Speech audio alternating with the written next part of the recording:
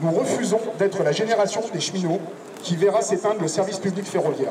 Ils sont venus de l'Ain, des Deux-Savoie et de l'Isère pour déterminer la suite du mouvement. Et sans surprise, ils ont voté la poursuite de la grève.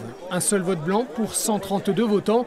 La détermination reste entière à 4 jours d'une réunion cruciale avec le Premier ministre. Aujourd'hui, on attend d'avoir de vraies négociations avec le gouvernement et pas des réunions où il y a des têtes de chapitre totalement creuses.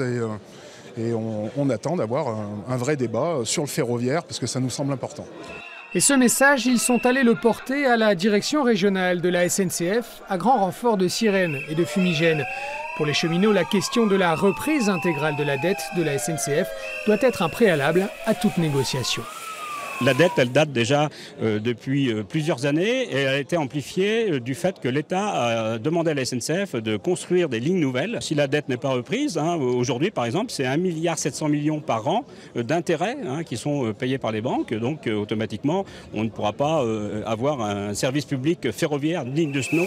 Dans le collimateur des cheminots, la stratégie de développement des lignes TGV au détriment des petites lignes de province. L'exécutif en haut national, non, on ne va pas dire qu'il faut supprimer ta ligne, mais les régions le feront. Les régions le feront. Je suis sur le secteur de l'Isère. La ligne Grenoble-Gap est clairement menacée. Et puis ça a commencé avec la fermeture de Luce-la-Crotte, mais ils ne veulent plus de train entre Grenoble et Gars.